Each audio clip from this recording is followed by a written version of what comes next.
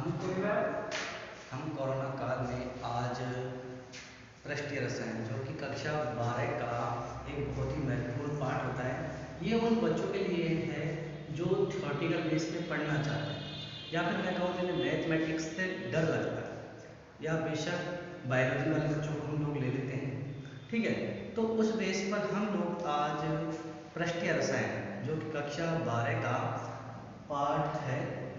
इसके अंतर्गत देखेंगे कि पृष्ठीय रसायन आखिर में है क्या है। आप लोगों ने बहुत बार देखा होगा कि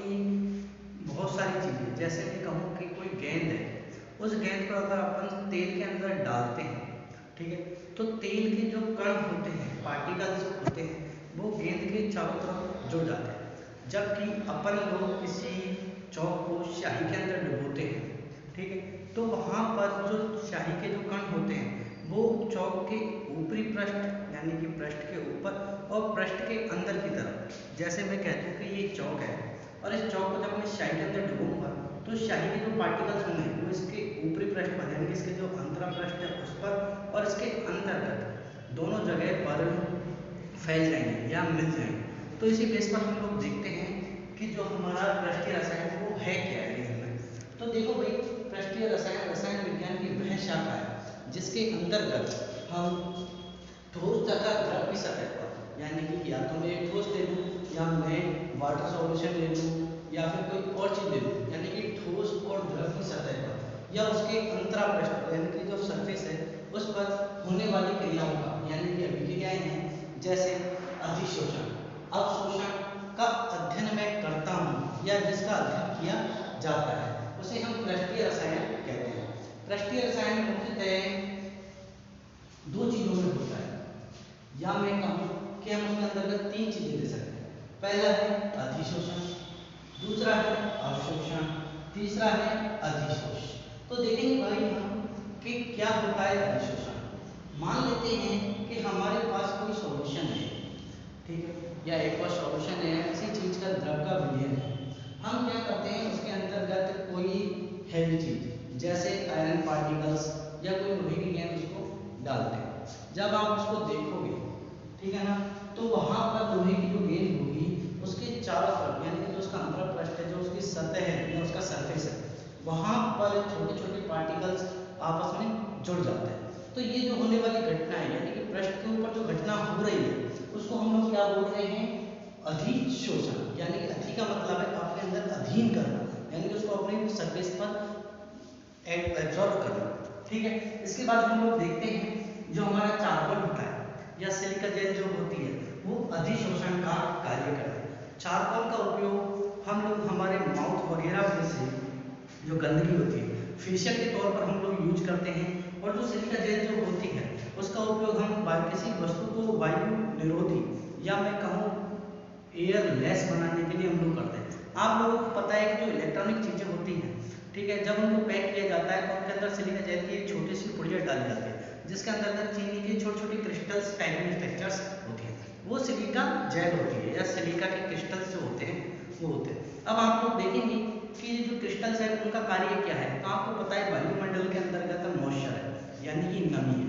या फिर मैं कहूँ कि यहाँ पर छोटे छोटे H2 वाटर मॉलिक्यूल्स उपस्थित हैं, ऑक्सीजन अन्य तरह की गैसें भी उपलब्ध हैं। तो इन गैसों का अधिशोषण के माध्यम से किसी के पृष्ठ पर जमना अधिशोषण कहलाता है और उसको हम इस माध्यम से रिमूव कर सकते हैं। इसके बाद है अवशोषण। अवशोषण को आप लोग देखेंगे कि जब भी कोई ठोस पार्टिकल्स यानी कि मैं चौक की बात करूं तो जब इस चौक को मैं पानी के अंतर्गत डुबोऊंगा या मैं स्याही के अंतर्गत इसको डुबोऊंगा तो स्याही के कण इसके पृष्ठ पर तो आकर्षित होंगे ही होंगे, इसके साथ साथ इसके अंतरा पृष्ठ यानी कि जो इसके अंदर की सतह है वहां पर भी स्याही के पार्टिकल्स जुड़ जाएंगे। ठीक है, इसके बाद है अधिशोष। अब हो तो ये रहा है कि अधिशोषण के अंतर्गत जो पार्टिकल्स हैं वो उसके सरफेस पर जुड़ रहे हैं और अवशोषण के अंतर्गत जो पार्टिकल्स हैं वो बाहर भी जुड़ रहे हैं और अंदर भी जुड़ रहे हैं। तो इन दोनों को जब मैं कहूँ कि जो पार्टिकल जुड़ रहे हैं उनको मैं अधिशोष बोलूँगा। मान लेते हैं कि मुझे इन अधिशोष को हटाना है या रिमूव करना है, तो आप लोगों को पता है कि जब हम किसी आयरन पार्टिकल्स को इसके अंतर्गत मिट्टी के अंतर्गत घुमाते हैं, जब उसके अंतर्गत चुंबक उत्पन्न होता है तो जो आयरन पार्टिकल्स होते हैं या चुंबक के जो तत्व होते हैं वो हमारे आयरन पार्टिकल से चिपक जाते हैं। ठीक है, चिपकने के कारण वहाँ पर एक अंतरा पृष्ठ अलग सा उत्पन्न हो जाता है और उसको हमें बाद में रिमूव करना पड़ता है। ठीक है, आप लोग देखेंगे कि जो मर्दों की सुंदरता है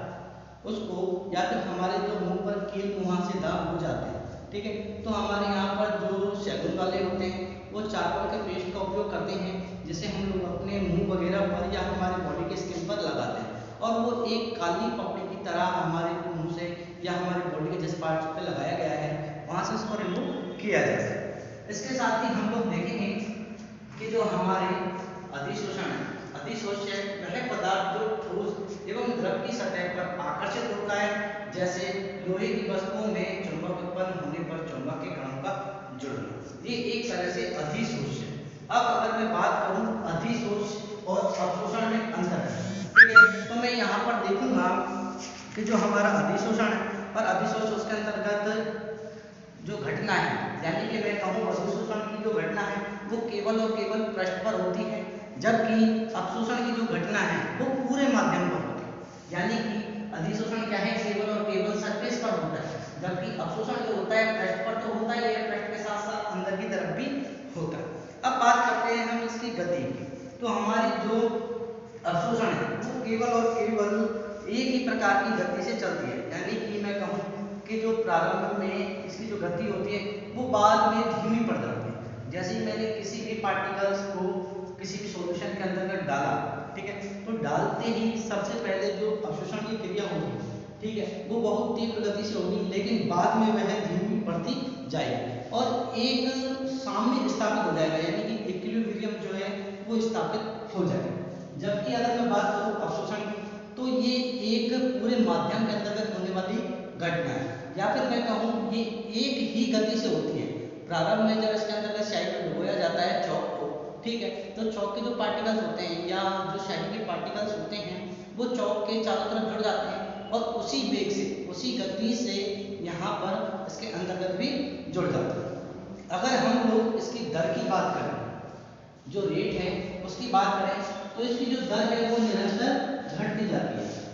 देखो we are plot a graph in between rate of reaction and time. Okay, अगर हम